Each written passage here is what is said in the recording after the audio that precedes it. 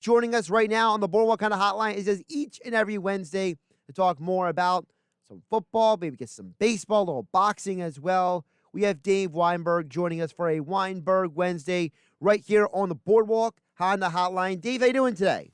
I'm doing well, Josh. How are you? Doing pretty good. So, obviously, today is NFL's schedule release day. Everybody is losing their minds and already trying to project wins and losses. But the big thing I thought coming out of this is, whatever the schedule really lays out to be, at the end of the day, my big question for you is there a possibility that the NFC East is going to be a lot better than we all anticipate going into 2021 season? I guess there's a possibility. I'm not really sure. Like, it's really difficult to determine how this schedule is going to play out, especially when I do it every year with the Eagles. I tend to I go down the list and I predict every game. We all do. It's not just you, Dave. So we all do it. Yeah. And it's supposedly the Eagles have the easiest schedule in the league, according to some people, and they do have a last place schedule, but you never know how those teams are going to, just because they stunk last year doesn't mean they're going to stink this year. And that includes the Eagles as well. I mean, they could very well be better. But it's so hard to try and predict what's going to happen, without taking into account injuries and benchings and trades and, unexpected releases and that kind of stuff. I mean, there's so many factors that go into it, but it is fun to speculate anyway. And I guess in theory, the NFC East could be better than they were last year. I mean, it's kind of tough to be worse. Right. Well, it's tough to be worse than the second worst division in NFL history. That's right, for sure. Right. But the bigger reason why I'm wondering is also because I'm starting to wonder, because the more and more I look at deeper things, Dave, I'm starting to wonder, how much can we really take from last year because of all the COVID protocols, because of all the the opt-outs? I mean, the Patriots had with 8 guys opt out of their season who were all starters. You had all the numerous injuries for teams like the Eagles and the Cowboys and the 49ers. There's part of me that wonders, how much can we really take from last year going into this year, knowing that last year was a one-of-a-kind, unique situation? Sure. I mean, let's talk about the Cowboys not having Dak Prescott for the bulk of the year. I mean, he's going to be back, and he makes all the difference in the world for Dallas. Saquon Barkley, same thing with the Giants. He missed most of last year also. So, yeah, just to have the two of the most dynamic players in the NFL back in the division, that's going to make things that much tougher for the Eagles. Plus, the Eagles have such a learning curve here with the new coach and new coaching staff, so many new players. It's really going to be a wait-and-see approach with the Eagles, I think. It's just I'm not really quite sure what to make of them just yet. It's going to take a little while before I can. Now, the Eagles did make a very interesting move since the last time you and I spoke here on game night, and that is Kerryon Johnson. And it seems like the Eagles are pretty serious about this whole being competitive thing that Sirianni keeps bringing up, because to me, Kerryon Johnson, Jordan Howard, Kenneth Gainwell, they all kind of do similar things. So you have to wonder, how serious are they going into this, saying, hey, the best man wins? Because we know Miles Sanders is the number 1 back, but it seems like based on Sirianni and Steichen's backgrounds, they like their number 2 and 3 backs to be weapons as well. Yeah, that's true. I'm curious how Kerryon fared in the rock, paper, scissors challenge. I guess he was pretty competitive. So, but yeah, you're right. I mean, the more competition you have at each position, the better off you're going to be. And you're right. I mean, Miles Sanders is certainly locked in as the number 1 guy, but you have, like you say, Kerryon Johnson, Gainwell, Jordan Howard, Boston Scott, a couple other guys that are all going to be vying for playing time here. And that's the mood you want to create. You want to create a competitive atmosphere as much as you can. I mean, there are certain guys who are locked in as starters and as key backups, obviously, and they're not going to they don't have to compete for their job, despite what Sirianni says. But yeah, the more the guys fighting for a roster spot and and fighting for a key role in the team, the better off you're going to be down the road. Dave Weinberg joining us for a Weinberg Wednesday here on Game Night on 97.3 ESPN. His extra point columns are over at 97.3 ESPN.com, at Dave Weinberg 19 on Twitter. Dave, one more NFL point I wanted to ask you about, and that is, how do you think this situation with the voluntary versus mandatory minicamps is going to work out? Because last year we had no OTAs, no minicamps, no NFL preseason, And now this year, basically the majority of the league's players are saying, we're not going to go to any voluntary workouts. We're only going to go to mandatories that we have to go to. What do you think the impact could that be? Or is there no impact potentially from that? It depends on the team. I think it's going to have a big impact on the Eagles, only because, like we've said, often on the show, that there's so much turnover. You have a brand new coaching staff. The more the work you can get together as a team, the better off you're going to be. Especially after last year with no OTAs, no mini camps, no preseason, no training camp, and those guys need the work in order just to get acclimated with Nick Sirianni and Jonathan Gannon's systems. And I understand. I somewhat understand the reason behind it. There are some, I don't want to say unnecessary, but they do kind of pack too many camps, I think, in there in some cases. But with the Eagles, in the Eagles instance, I think that they should be there. They're not going to be, but I think that's going to hurt them down the road. Yeah, the other thing I'm also curious about is, this will be the second straight year Jalen Hurts he didn't go to rookie minicamp last year. So now it's potential he might not be there for voluntary camp. So then, yeah, he's going to have a little bit more than last year. But if he's supposed to be your starting quarterback, I know he's not the only one going through this, but I just have these things churning in my head. There's part of me that wonders, how much can they really put on his shoulders, considering that this is now 2 off seasons where he's not getting the traditional preparation that quarterbacks got in the past. Right, and especially like we said with Sirianni introducing a new system, that's something that Jalen's going to have to learn. And if you don't have that those extra camps in order to get comfortable with the system, learn the plays, get comfortable working with the other guys. I mean, you can go away to Texas or what have you all you want in the summer and have some sort of bonding experience, but that doesn't replace actually being on the field and going against corners and safeties and everything. And Jalen's going to be behind the 8 ball, because this, like I said, this is another season with no off season, and it's another season with a brand new system that he has to learn. Dave, let's flip it over to baseball. Obviously, you and everybody else was shocked and surprised when the Angels decided to dismiss Albert Pujols the way they did. First of all, I'm surprised they didn't just dismiss him. I'm surprised he hasn't been picked up yet, because the guy still has a little juice left in that bat. But nonetheless, this really has a strange feel, because Mike Trout wasn't happy with it. And you got to keep your superstar happy. You didn't give him all that money and try to, quote unquote, build around him just to kind of pull the rug out from under him. It feels like a really strange situation out there with the Angels. Yeah, and Joe Madden is known as a player's kind of manager, so I was a little surprised, and I can't help but think that Mike didn't have much of a say in this. I think that they kind of went over his head a little bit, which is strange because, like you said, he is the linchpin of that franchise. They give him all that money. He's the face of the Angels, so you think they would at least have asked his input. And I have a hard time believing that he would have said, go ahead and release Albert, because I spent a little bit of time out there a couple years ago in spring training, and I noticed the bond between Albert and Mike. I mean, Mike was playing with Albert's kids, during the breaks and stuff, and they were always joking around and laughing. And I know that Mike considers Albert a mentor, and the fact that he's gone, I'm be curious to see how that affects him, going forward. I mean, I don't think it'll affect him too much on the field, but maybe it has to make you wonder off the field, how is that relationship? Because he just signed that massive extension to stay with the Angels, and you have to wonder, did they do what was best for the team, or did they do what was best for one specific guy, Mr. Walsh, who was playing well, and they didn't want to take at bats away from him? And sometimes I wonder, and maybe this is just the media coverage, maybe this is just me kind of scratching my head about things, but I feel like there's so much love for Shohei Ohtani at times that people forget that Mike Trout is literally, not figuratively, literally having an historic season. But yet all I hear about is Shohei Ohtani pitching and hitting. And I feel like sometimes, Mike is getting a little lost in the sauce.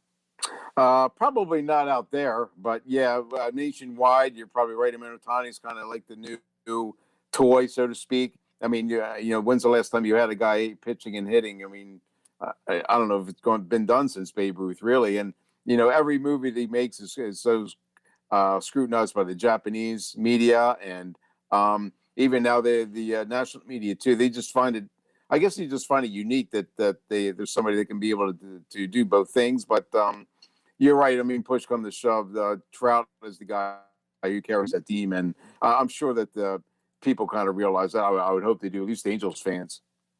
Yeah, you at least hope they do. Mike Trout, I mean, the poor guy, he's down to batting 355 now instead of 400. Yeah, He's what a slump, huh? a real slump right there. Right? It's like 95% of the league would die to bat 355. So it's like it's one of those deals where That's the truth. It's just that watching him is just impressive. And like you've said before, Dave, you got to make sure you're up at night to watch some of these games because it feels like every night, he's going up there. He is one of maybe 5 baseball players to me that is must watch baseball when he's playing. Yeah, I mean, I try not to miss a game when he's there because you never know. He can do just do something special, and it doesn't have to be at the plate. I mean, he'll make a spectacular catch or a great throw, or even just as even like off the field, just the way he interacts with kids and stuff. It's such a special thing, and I wish that more players would be able to take the time to do that because we're losing a generation of baseball fans here if they haven't already been lost, and the more that the guys like Mike Trout and the other superstars if they can do to bring those kids back in to baseball. Just to give you an example, Lower Townships Little League. When my son's 30, going to be 36. When he was in Little League, there were probably 26 teams. I think 2 divisions of 13. Now there are 2 teams, and it's just a sad thing that the way the kids are just. I mean, I can't fault them. They want to play lacrosse. Go ahead. I mean, who am I to say no? But it just seems like baseball is like dying with the kids that are that should be falling in love with the game, and I'm hoping that can be turned around at some point. Dave Weinberg joining us for a Weinberg Wednesday here on Game Night on 97.3 ESPN at Dave Weinberg 19 on Twitter. Extra point columns over at 97.3 ESPN.com. Dave, you've been covering boxing for a long time. And I want to ask you a couple of boxing questions because boxing has been in the news in the last week and a half. First of all, I got to start with, so is this Tyson Fury, Anthony Joshua thing actually going to happen? Is this legitimate, or are we going to get another Forgazzi situation here? Yeah, I'll believe it when it happens. They've been close before, and there's always been talk that that is the fight everybody wants to see. But it just seems like invariably somebody puts a stick in the spokes just as they're about to take off and make it a reality. So I mean, I'm kind of holding my breath, but not too much because I can't just bring myself to actually believe it until I see those two in the ring together. Yeah, because for me, like you said, you said it perfectly. We all want to see the fight. That's the fight that everybody wants. That's the spectacle everybody wants. But it feels like there's been 20 excuses from Sunday. I understand COVID-19 pandemic probably hurt some of it as well. But it just feels like at some point it's like, this is the fight. Whatever you got to do to make it happen, just do it. And now it's going to be in Saudi Arabia, and it's going to be later in the year, and all these stipulations about what time of day and night it's going to be because it's in Saudi Arabia. So there's a part of me that's just wondering, like, what is going on here, Dave? Yeah, just go to Wembley Stadium and put it in there because that's where you're going to draw, I don't know, 100,000+ people for that. I mean, why are you going out of the country? That doesn't make some sense to me. Have it over in Europe where you're going to draw a huge crowd if you want, or Vegas, or God forbid Boardwalk Hall. That would never happen. But yeah, it's just get it done already and fight like everybody wants you to. Now, a fight that did happen over the weekend was Canelo Alvarez literally just running over Billy Joe Saunders. And I'm wondering, because I've heard other people ask this question, I wanted to ask it to you because, Dave, you're not just someone who covers boxing. You understand the history of the sport as well. Where does Canelo fall into the history of the sport? Because, he's one of those guys where a lot of people know who he is. People are familiar with him. But what is his standing in the history of the sport, not just right now, but overall? Boy, that's a tough question, Josh. I think it's too soon to kind of anoint him as among the all-time greats. I just don't think he's fought enough. I don't think he's achieved enough. I mean, no disrespect to him, but I mean, Floyd Mayweather took him to school when they fought, and so I have a hard time, putting him in the pantheon, so to speak, of the Haglers and the Hearns and the Alis and the Frasers and Sugar Ray Robinson and Floyd, whoever you want to put in there. I mean, he's certainly on his way, and if he keeps up at his current pace, I think he'll earn his spot in the top 10 or what have you, top 15. But I think it's way too early to give him those kind of accolades just yet. Now, I know he's only 30 years old, but what is really next for him at this point? Because he basically holds, I feel like it's every single belt now at this point after the fight? I think it's 3 of the 4. I think there's one other super middleweight champion. I can't remember who it is off the top of my head. I know he wants to unify the titles, and there's one more fight out there for him. I know Canelo's really popular, and he's really improving as a fighter, but just questioning. I know I'm in the minority here, but everybody's talking about how he's increased his power and he's this knockout specialist and nobody can stand up. Billy Joe Sanders didn't go down last time I checked. And the guy he fought before, Caleb Plant, didn't go down. Granted, he wore them down and made them basically quit on their stools, but nothing thrills a crowd like a knockout, like seeing that guy flat on his back on the canvas. And I'm just wondering why people are so enamored with Canelo's. I mean, I understand why they're enamored with him. He is a terrific fighter, but I just don't see the one punch power that excites everybody. It's funny it's funny you mention that because a lot of times, for example, a sport that that I'm in love with, MMA. People always bring up, for example, well, how many finishes does he have on his resume? Like a guy like George St. Pierre, people will say, well, is he one of the greatest of all time? Then you're like, yeah, but he didn't finish anybody. So it's like hard to gauge certain fighters if they're not dominating the competition. And it feels like for Canelo, at least for me when I watch him, I'm wondering sometimes he's a super talented boxer, but is he dominant enough to really say he's one of fill in the blank number of greats all time? And I just wonder, is he ever going to be able to get to that point? I'm sure he will. I mean, he is 30 and he's a man now as opposed to a kid, but I still think there's room for improvement with him, and which is encouraging. Normally guys who are in their early 30s or what have you, they kind of reach their peak as a fighter. But I still think that there's room for him to get better, and it's going to be exciting to see his journey, to see how he can incorporate power to go along with his superior boxing, his defense, his chin. And you're right, he is a terrific fighter, and I think he can still get better, which is an exciting to see. All right, Dave, one more before I let you go, and I'm glad you're sitting down because you might laugh a little bit too hard at the next thing I'm going to ask you about. So in UFC recently, Weili Zhang lost her belt, the Rose Namajunas, and now all of a sudden they're coming out and claiming that she wasn't prepared to deal with fans in the stands for as vocal as they were down in Florida, because down in Florida they had a sold-out house for a UFC fight, and apparently her coaches are claiming that the crowd affected her ability to focus. And I'm just thinking, wait a minute. So we didn't have fans for a year. Now all of a sudden you're telling me 15,000 fans is going to completely destroy the focus of someone who had the championship belt? I'm sorry, but I'm starting to wonder, I mean, are we just creating excuses at this point just to create excuses for fighters when they don't win? Yeah, I'm not buying that even a little bit. She's fought among in front of bigger crowds than that, I would think. And yeah, I mean, I guess it took some. I would think it would be more understandable if she had lost with no fans in the stands. That seems to me that would be the most difficult thing to get used to, as opposed to having people back in the bleachers. That makes no sense to me at all. Yeah, it was one of the strangest things I heard, and all I could think of was, man, is that going to be the new thing now as we move forward with sports? Is there were too many fans in the stands. I wasn't used to it.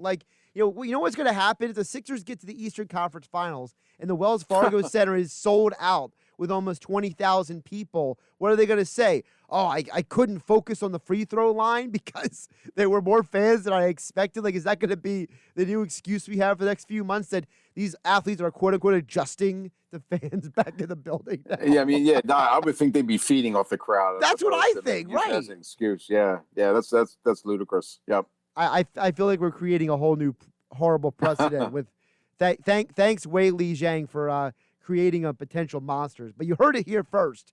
that the excuses are coming. He's Dave Weinberg at Dave Weinberg19 on Twitter. Check out his Extra Point columns over at 973ESPN.com and his podcast, Tequila and Touchdowns with Dave Weinberg. As all guests, he appeared on the Boardwalk Kind of Hotline. Dave, always appreciate chatting with you. We'll catch you next week. All right, Josh. Thanks again. I appreciate it.